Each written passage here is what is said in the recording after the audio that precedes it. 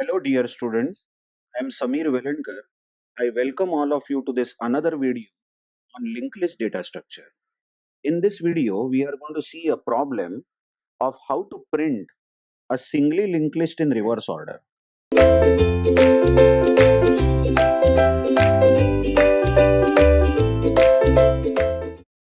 What is so challenging about this question is, assume that we have a singly linked list in which every node stores only single integer data. To keep it simple, actually every node can store any data. For example, every node can store data of student or data of employee. But let's assume that every node stores only a single integer data, and there is a header pointer called first pointer pointing to the very first node, and the last node, like storing 40, is having null as its next pointer.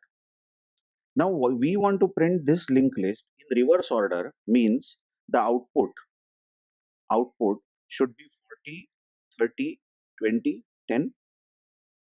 So what's so challenging about this is that there is no direct way in which we can print this by traversing the list. Assume that we are at 40. Imagine we know the address of 40 and we have reached 40. So we can print 40, no doubt about it. But if we are at 40, there is no way by which we can go back to 30, because the node 40 does not store address of 30. Similarly, if we are at node 30, we know the address of 30, we will reach this node 30 and we will print 30. But there is no way by which 30 can take us to 20, because 30 does not store address of 20. We can't go backward in this singly linked list. We can only go from 10 to 20, 20 to 30, 30 to 40. So printing a singly linked list in reverse order is a bit challenging. Now, one method of doing this is to use an array. So what we will do in our program is we'll declare a single dimension array. So this will be an extra space used by our program. Actually, the problem was to print singly linked list, but for printing the singly linked list, we have to declare an array, let's say A, and then what we will do, we will start our usual traversal. We will go to 10, and then we will store that 10 or copy that 10 in the 0th element or in the beginning location of the array. Then using our usual traversal technique of linked list, using the next pointer over here, we will reach 20, and we will store this or copy the value 20 in the next location of the array. And we will keep doing this till the traversal of the linked list gets finished, till we reach the null pointer of 40. Now all the values which were stored in the linked list are stored sequentially in the array. Now we will start from the last used location of the array and we will traverse backwards and print this array backwards using a reverse for loop, doing something like for I is equal to n minus 1, I greater than or equal to 0, I minus minus. We will go backward in the array and hence we will get the output 40, 30, 20, 10. This is a correct solution which we just orally saw, just seen. We have not written the solution for this, but this is a bigger solution. I mean, you will require longer code for doing this and an extra space also. Using an extra space like an array is a bit challenging as far as memory is concerned. Just imagine you have got a linked list of, let's say, 10,000 nodes and you want to print it in reverse order. Then extra space of 10,000 locations. 10,000 locations you will have to reserve in the memory just for printing the linked list in reverse order. So although this solution is correct, no doubt, but it is not used regularly for solving the problem of printing linked list in reverse order. The best thing that we can use is recursion. So let's see recursive function for printing singly linked list in reverse order. What we do is we call a function called print reverse from main, of course, from main function. This print reverse henceforth will be called in short by me as PR, print reverse, is getting a pointer P as a parameter. This pointer P is pointer to a node structure, and all these 10, 20, 30 are nodes. What we are going to do is we will start this print reverse function from main. Imagine the main function. Main function is going to call print reverse by passing first. See what print reverse is called as. Print reverse is called by passing the pointer first. And you know pointer first is pointer to a node. It is pointing to 10. So the local parameter P of this print reverse, which is a node pointer, is a new pointer which points to 10 because first points to 10. So if you run this recursive function, PR, print reverse called in short, has a pointer called P, parameter P, and P is right now at 10, at node 10. So we have a pointer P which points to 10 because first pointer was copied in the parameter P, correct or not? So now we can say that print reverse function is running with pointer P pointing at 10. Now if you start this function, there is a if statement. If P is not equal to null, and correct, it is P is not equal to null because P is pointing at 10, P is storing address of 10. So the two statements written in the if will run. The first statement itself is a recursive call. So print reverse function will call print reverse. So in the recursive tree, in the recursive stack, you can say print reverse P gets called again. P is the parameter. But what is the parameter P now going to receive? Strictly speaking, parameter P, this parameter is going to receive P arrow next. Now what is P arrow next? Let's observe our diagram. P arrow next. This one, P arrow next, is nothing but pointer to 20. It's storing this next of 10 is storing address of 20. That means print reverse has been called recursively by passing P arrow next means we are passing address of 20, and that address of 20 gets copied in the parameter P.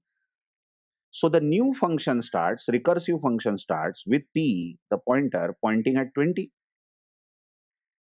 What that means is there is a new pointer P which now points at 20 and a new function. The new function is print reverse P with P pointing at 20.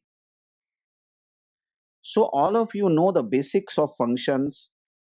There are two functions running now. Please try to understand. If you are able to see memory with naked eye, in the memory you will see print reverse running two times. Well, the first print reverse is still running, but it is suspended because it had called recursive call. So it has to wait till the second print reverse ends. So the first print reverse function, print reverse P, has P at 10. So the P which I am overwriting now, you observe P, which is at 10, is still there in the memory. And print reverse P with P at 20, the P at 20 is also there. Both P's are available in the memory, and every P is local to its function. It's a local parameter of the function. So let's run this print reverse, the new print reverse with P at 20. If you start the fresh function, P is still not null because P is pointing at 20. So the if statement will run calling print reverse recursively again with P arrow next. Clearly observe P arrow next means 20 is next. So print reverse function gets called recursively by passing address of 30. And that address of 30 indeed gets copied in the parameter P again. So in the recursive tree, we have print reverse running again with parameter p with p storing the address of 30. So a new function starts, a new pointer p is allocated for its own function. Running this fresh function now, print reverse p with p at 30, what you see when you run the function is p is still not null because p is at 30. Then the if statement runs calling print reverse p arrow next. But observe p arrow next now, p arrow next, p arrow next is nothing but address of 40. So print reverse gets called, print reverse is called with parameter p where p is now pointing at 40. So a fresh function starts with local parameter p pointing at 40. Starting this function print reverse with p parameter p pointing at 40. If you run it, p is still not null.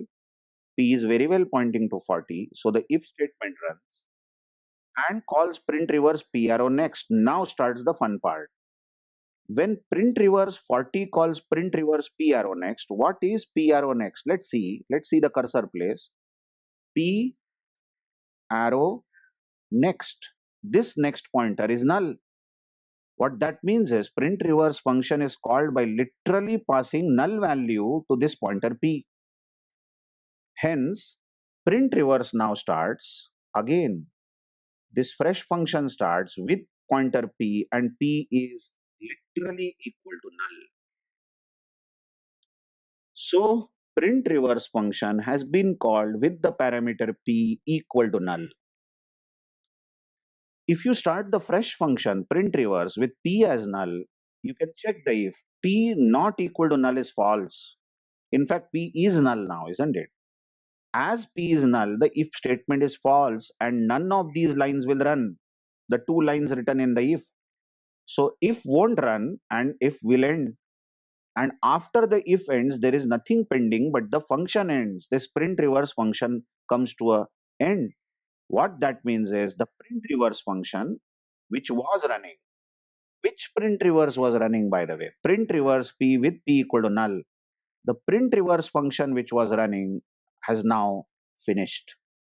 See that out of the 5 print reverse functions which were running, this print reverse where p is null is successful in ending. Isn't it so? So the fifth copy of the function has now got over. Whenever the function ends, you know that the calling function resumes. So the calling function print reverse p with p at 40 resumes. It seems that we were at null and we have come back to the function which was running for 40 with p at 40. So obviously when the function print reverse p with p at 40 resumes, it will resume doing its work. So what was print reverse p with p at 40 doing last time? It was doing this line. You watch print reverse p arrow next, it was doing this line, isn't it? So when the function resumes, obviously it will resume from the next line. The next line is printf. So it is about to print p arrow data, you watch. And p arrow data we are talking about here is 40 because p is at 40. So the first data printed in the output will be 40. I hope you got this. Isn't it so? And now after printing p arrow data, the function ends because there is only end of if and end of the function. So the function print reverse p with p at 40 comes to an end. The function is over because it has finished all its lines. Whenever a function ends, remember, whatever local parameter, local variable were created for the function are destroyed. So I am actually erasing the pointer p. Watch it. I have erased the pointer p which was created for the node 40 because the function for 40 itself is over. So what happens next? Print reverse 40 is over. So it will resume, it will give the control back to its calling function. So print reverse p with p at 30 will resume. We are back to 30 function. And obviously print reverse 30 will resume with printf. because last time print reverse 30 had made a recursive call. So it will resume after the recursive call, that is the next line, and it is printing data. P arrow data now is 30, so the next output printed on the screen will be 30. And obviously, after printing 30, there is nothing pending but end of if and end of the function. So print reverse 30 also comes to an end. Print reverse 30 ends, so the local parameter p created for 30 is getting destroyed.